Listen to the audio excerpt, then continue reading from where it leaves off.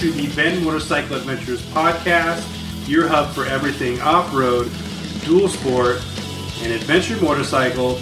My name is John. I'll be your host, and here we are. I made it through that very first podcast relatively unscathed, and I'd like to thank you for listening. If you're still a listener after that first podcast, many thanks. Man, it is cold around here. It's about 20 degrees today in Bend, Oregon. I'm not motivated to put studded tires on, layer a whole bunch of clothing just to get in a ride. So what better thing to do, than to sit in the office and talk to you guys a little bit about today's topic, which is planning motorcycle adventures. Now, if you've never been on a motorcycle adventure, this is the episode, this is the podcast for you, as I'm going to walk through my list of things that I do prior to going on any motorcycle adventure. So we talk about those things that, I plan and plot. I think I need to serve up a few shout outs. Just a heads up, the Ben Motorcycle Adventures newsletter, our second edition, came out yesterday, and it wouldn't be possible without a collection of contributors. So I would like to say thank you to Rory Sullivan, Sid Reenan, Wyatt Grubin. They all contributed to our most recent newsletter. And, if you're not familiar with Roy, he is an all-around motorcycle badass. He owns and operates a company called Radius Off-Road here in the Pacific Northwest. He also does motorcycle tours and adventures. And Rory's background, again, motorcycle badass, right? Professional off-road, supercross, motocross, enduro, international 6 days. He has done it all, so make sure you guys check him out. Sid recently participated in her first ever enduro cross. I believe that was in Boise back in November. So if you are flirting with the idea or kicking the tires on jumping in there and participating in your first enduro cross, you should read our newsletter. Sid has tips in there for first-timers like you. And hats off, those logs are big. That is just not something I would want to do. Wyatt from Higher Base Media, he went on a really awesome ride this summer. He had the luxury of riding the Continental Divide Trail with his father. I'm really envious. And considering that is a long motorcycle adventure, it really ties in again with the theme of this episode, planning your motorcycle adventure, and that is precisely what Wyatt does. He gives us some tips on how to plan for these long motorcycle adventures. So that is in the newsletter.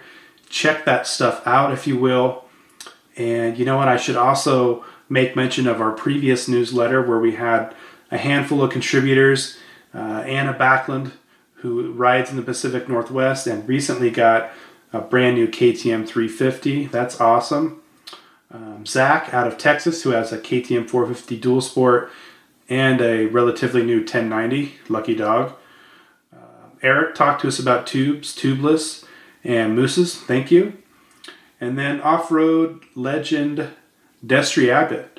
He talked to us about some of the things he carries when he's on rides. So thank you for your contribution, Destry. And if you haven't followed Destry's off-road career throughout the years, decorated desert racer, ISDE veteran, and just a legend in the off-road community. And he's got a training school too, so you should check out his website. It's I believe it's da8.com, but anyway, it's Destry Abbott's motorcycle training. If you Google search that, you will track him down. So shout outs are in order, and guys, thanks for the contributions. I just published the newsletter. I don't really add much value to them for the most part, so they wouldn't be possible, and I hope to someday go down and take a class from Destry, go on a motorcycle adventure with Rory, go riding with Anna or Eric or whatever. I hope that at some point I can return the favor to all you guys. So again, thanks for the contributions, and we should probably get this podcast underway. Again, the topic tonight, planning motorcycle adventures. Always a worthwhile topic. There's a lot of things that you're going to have to do before turning the key and twisting the throttle, if you will. So let's dig right into that. All right, let's start talking about planning your motorcycle adventure. Though up front, there are a couple things you're going to need. For some of us, this is a no-brainer. If you're flirting with the idea of getting into motorcycle adventure, you are going to need a dual sport motorcycle or some form of adventure motorcycle. And to kind of recap from the first episode, those bikes are, licensed or legal to ride on both the street and off-road. So if you don't have that type of motorcycle, or you can't rent that kind of motorcycle or borrow it or buy it, whatever the case may be, under most circumstances here in the States, you're not going to get too far, because even the best of motorcycle adventures usually involve some pavement sections for transfer, and you're just going to have a motorcycle. You're just going to have a motorcycle that is legal on the street. And a lot of options out there: KTM 500, Honda 450L, KTM 1090, the BMW GSs. There are no shortage of options. You're going to have to do your homework and pick the machine that is ultimately best for you. Second thing, and we talked about this a little bit in the first podcast also, motorcycle endorsement or a motorcycle license. Do you need one depending on where you live? Do you need one depending on where you're planning to travel? I don't have all the answers by state. I don't know if, the fact that your state doesn't require one excuses you from having one in a state that does. I'm going to put that firmly on your shoulders to do your homework and make sure that if you don't have a motorcycle endorsement or license, that going in that you don't need it, or you take the appropriate steps to get one. For example, here in Oregon, we have to go through some online training, we have to do some hands-on training, and then ultimately we get our motorcycle endorsement once we passed everything else after taking a multiple choice test, if you will, at the DMV. So it's a bit of a process here in Oregon, and it's going to cost you a couple $100. But again, you may live or adventure within a state that doesn't require that, and all the better. But again, that's something you're going to have to research prior to setting off or planning this particular motorcycle adventure. All right, so let's start to dig into the planning phase, if you will. The first thing that I do is really assess my budget going in, because most of us don't have infinite amounts of cash flow. For example, if you've only got $500 to go on an adventure, reality is you're probably not going to be able to ride across the United States or something unless you are very resourceful. So assess that budget going in, and that'll kind of help you determine where you can go. It may rule out some of the places that you really want to go, but you can always save up for those in the future. Now, there are some ways, that you can save along the way with a trip. Now, we're obviously going to talk about bringing your riding buddies and your friends along for this trip, but that is one method for saving on a motorcycle adventure, especially if you have to travel to the destination to start your adventure. You guys can all split up the cost of that. You can split the cost of lodging. You can, they can help you offset the cost of some of the meals. So there are ways like that to save.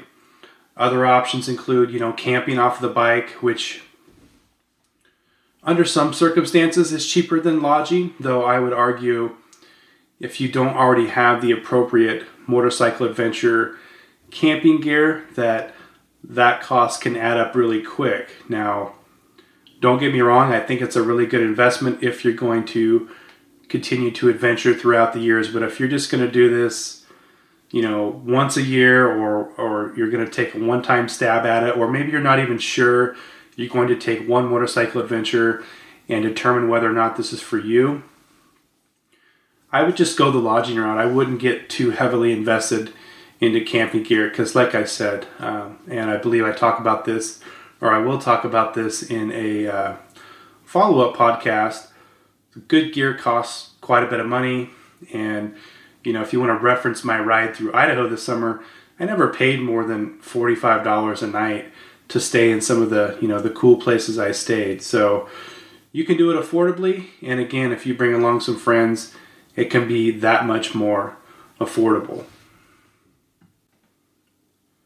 All right, so we have our budget in mind, and now it is time for, in my opinion, the best part of planning your motorcycle adventure, and that is choosing the destination. Do you want to ride where the focal point of the ride is the Grand Canyon or the Mojave Desert, or are you looking to adventure through Alaska? Those are the types of things that you're going to have to size up with your budget in mind, and you just have to pick one. We're really lucky here in the United States. We have a lot of places that are just tailor-made for awesome motorcycle adventures. Cool points of interest along the way for every route. There's just a lot of things to do and a lot of opportunities to visit places, again, on motorcycles that other people just don't have. So picking that destination, maybe it seems like a no-brainer, but I usually spend quite a bit of time looking for where I want to go, and I'll utilize Google. Like with most things, I'll start to research, ride reports in areas or epic trips that people have gone on, and maybe come up with my own rendition of that. But either way, you're going to have to settle on a destination. You'll have to keep the budget in mind, but this is just part of your planning process. Okay, so don't forget to call your friends and let them know that you're going on a motorcycle adventure. Maybe you have a destination in mind. You should let them know that. You should let them know, hey, it's probably going to cost about this much. But a lot of these adventure rides are a lot better with friends or riding buddies.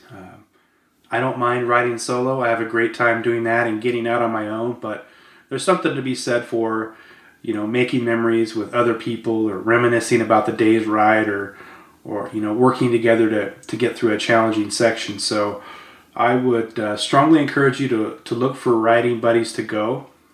Don't tell them that you want them to go so you can save a little bit of money, but you might tell them, hey, if we go together, it'll be a little bit more affordable. That's always a point you can play. Now, if you're not having any success getting your buddies to participate in the ride, there are a few more options. I see this often. Again, forums like Adventure Rider, people say, hey, I'm tentatively planning to ride here. If there's someone who wants to go with me. I see the same thing in Facebook groups all the time. So that might be an option for you, where you can possibly make a few amendments to your schedule or your itinerary and hook up with somebody else who wants to go for a ride. And who knows, they may know some things that you don't. They may have done some research on the ride that you have not, or either way, meeting new faces, seeing new places, it always adds to the adventure. So again, I would strongly advise hook up with a buddy, hook up with a friend, hook up with a new face, and get out there and take part in this adventure.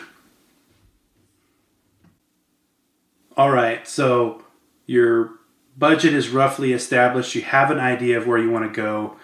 You've you've put your feelers out there. You've let people that you want to go on a motorcycle adventure. Now the real work begins, I would say. You need to do a fair amount of research, or you and your counterparts need to start doing research about this potential route. Again, Google, always going to be the best option for the most part. I start to research small towns and services that might be along the route. Again, ride reports, trip reports. I'll even dig in, to historical weather patterns and things like that. Just try to get a feel for, the entire route and where you're going. And then, I think you'll probably, like myself, unearth a few things. You'll discover some unique points of interest that you didn't know about that you can add to the ride. You'll probably discover more affordable lodging if you just ride 10 miles east or west at the end of the day. Just things like that.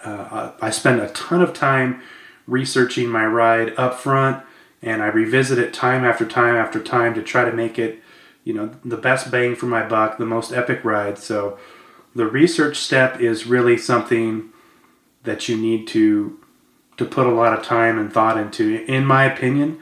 Obviously, let me say it this way. Obviously, if you're going to go on a much shorter ride, what that amount of research looks like is it's a lot less. But if you're going for a couple thousand miles, you're going to spend some time digging into this, but it will be time well spent, I assure you. So, as an extension of the research, I really love to utilize Google Maps, Google Earth.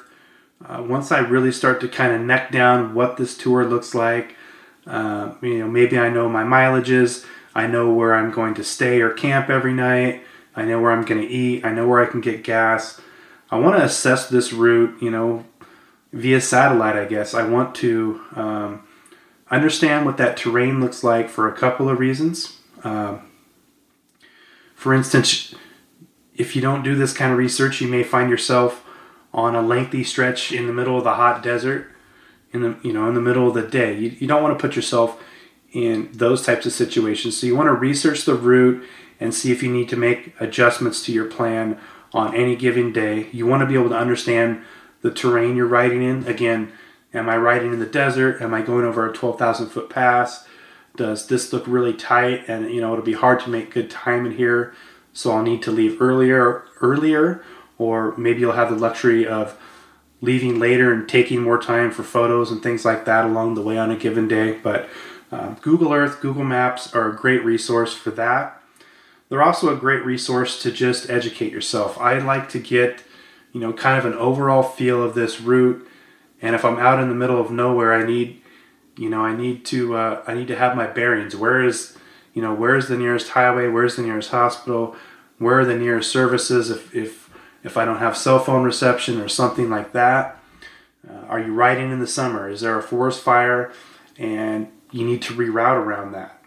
I can tell you don't want to get caught behind those forest fire lines or those forest fire closures. The fines are pretty stiff, and they don't just section off an area right around the fire. Those closings are usually pretty large. So those are the types of things when you do your Google Map and Google Earth research that'll help you get out of sticky situations like that and just help you familiarize yourself with the route.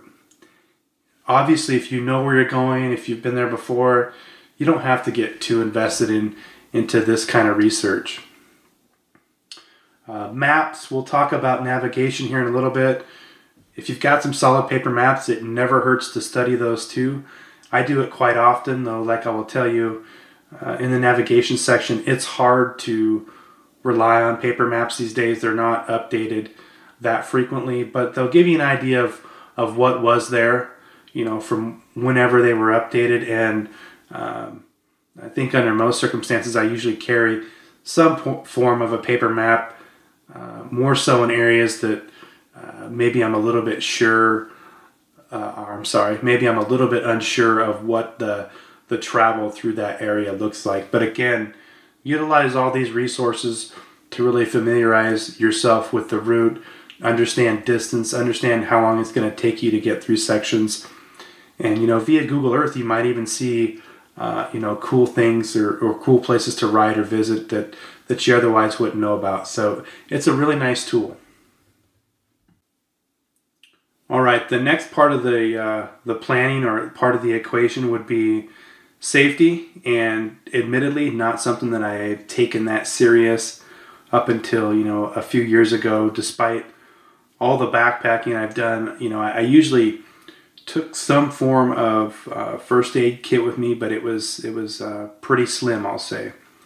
Bring along friends if something happens. Again, that is we'll just call it helpful, right? They can possibly help you stabilize injuries. They can ride out and get help.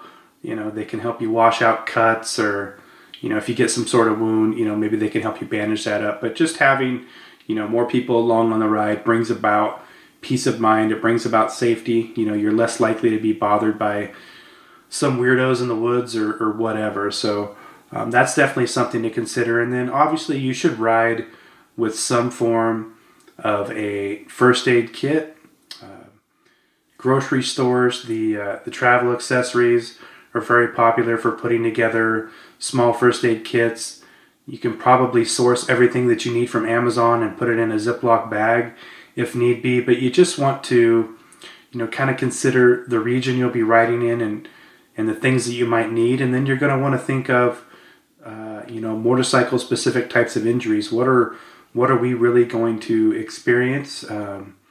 Obviously cuts, scrapes, sprains, strains, puncture wounds, and broken limbs. So, you're looking for bandages, you're looking for ways to clean wounds, stabilize breaks, stabilize sprains or strains. So that's the type of stuff that you're going to want to see inside of your first aid kit. So a really, in my opinion, important part of planning. Again, the adventure is always safer with multiple people unless you bring along a buddy who's injury prone or really crazy out there. But again, if I had to choose between the two and we're speaking about safety, I would ride with more people, as opposed to going out by myself. All right, one of the last elements to planning your motorcycle adventure is navigation. For those of you, again, who are riding in an area that you're familiar with or you've been through before and you don't need to really navigate, I'm going to go ahead and excuse you from this part of the discussion. But under most circumstances, we're going to adventure in areas that we've never been, right?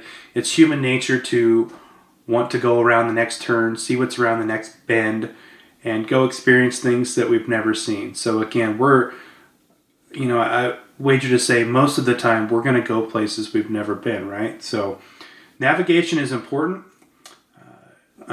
Most of the time, you really have three options, and those options are to navigate with your cell phone, a GPS, or paper maps.